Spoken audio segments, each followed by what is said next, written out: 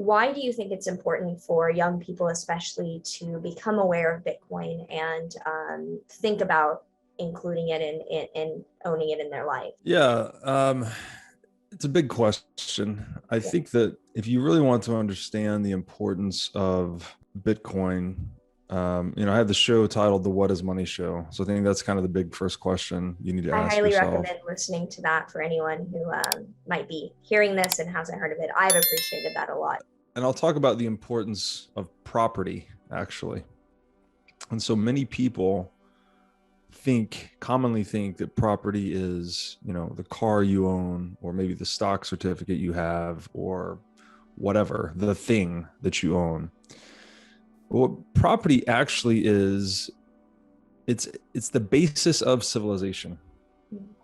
So the first thing that you own, first and foremost, is yourself, right?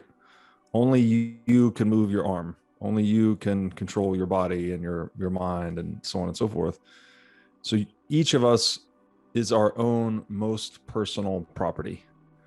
That's first thing to understand. And then from that, we can take our time, our energy, our skills, our ingenuity, and we can go out into the world and we can combine it with nature, right? We can go and plant a garden, or we can build a house, or we can work a job and get a paycheck. So we're constantly trading this most fundamental property of ours, which is our time and all the other things that our time encompasses.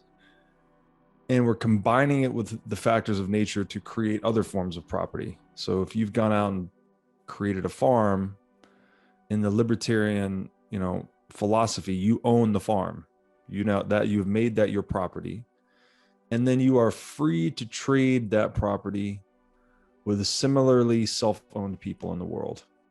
So other people that have done the same thing, right? Another guy went out and made a boat. You guys can trade farms and boats, et cetera, et cetera. So all of that, the reason property is the basis of civilization is because if we don't have this exclusively acknowledged relationship between human being and the things they create, our creations, effectively, this is kind of like maybe somewhat of a divine relationship in a way, like we are creators. If we don't have this exclusive relationship with what we create, and other people have rights to it, someone can come and commandeer your farm or steal your car or whatever, then there's no civilization at all, right? It's just a purely chaotic situation for human beings. So there's a very fundamental choice here for humans to self-organize, and it's either we honor property, we honor the concepts of property, or we have violence and slavery,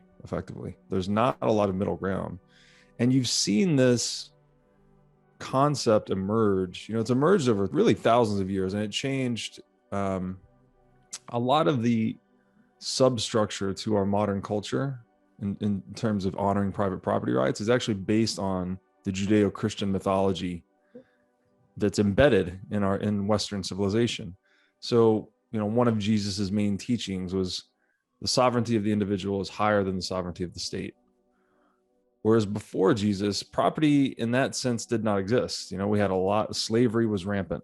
It was all over the world and in really large numbers. Like in ancient Rome, I think they had a population of, I want to say it was near 500,000, and almost 4 out of 5 people were slaves. So the more resistant that relationship is to violation, the more peaceful and cooperative and rich we are. By the way, here's the other kicker, because when we're trading, trade is what generates all wealth. So you just got your cool new camera here. I'm looking at this workhorse laptop of mine that's been humming along great for 5 years. Yeah.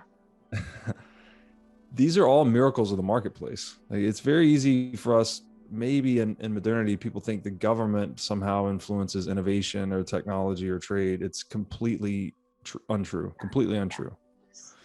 So the more inviolable property is, the more peaceful the society organizing themselves around it become. Okay. So that's a lot maybe to sink in, but I hope I said that clearly enough. I think it was really clear how the right to actually possess things is stabilizing for the social dynamics and order in a society. Beautifully said, Yeah. and more succinctly said. Bitcoin is the first, it's not perfect, but if you custody it properly, specifically like a multi-signature scheme, which I think is most effective, Yeah. you can essentially have inviolable property for the first time in human history. So we've taken this spirit of the law that's been encoded in the Magna Carta and the Constitution, and now we've permanently set it in code, right? In code, and this incentives network that kind of optimizes for the preservation of property. As someone myself who got into Bitcoin because immediately upon beginning my investment journey, I could see that there were ways that the banking system was making it very difficult for me to know what I was doing, and that felt intentional. And having Bitcoin without even knowing it at the time, once I started putting half of everything I owned into Bitcoin every month, a little over a year ago, I started doing that. There was a feeling of, this is as simple or as complex as I make it, and this is fully mine. And right. That's different than what a lot of people are aware of now, thankfully, which is that if you have money sitting in a savings account, the whims of the central banks to increase, decrease, manipulate the money supply, usually through inflation, will lower the value of that. But that's not possible when there's the finite amount. So why do you think that Bitcoin is especially a good alternative to holding something that might be manipulated, in the sense that that is not completely owned by you? Well, yeah, and you bring up a good point here. Through that same lens of property, this is very commonly misunderstood. People think that printing money is somehow a good thing. What I encourage people, I mean, first of all, do your own research. Don't take what I'm saying for gospel here at all. But I believe when you do your own research, you'll come to see printing money, quote unquote, which is just arbitrarily expanding the money supply. If we very simply understand, one definition of money is that it's a call option on all the stuff. Yeah. So all the capital in the world, all the houses and stock and company assets, factories, equipment.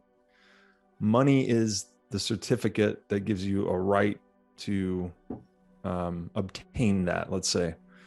So if there's one group that can artificially expand this supply and dole it out according to their own wishes, I encourage people to look into this, because I think printing money is nothing more than a violation of property. So everyone's depending on the dollar to hold its value for any amount of time is being robbed by those that can produce money, which is the central bank monopoly.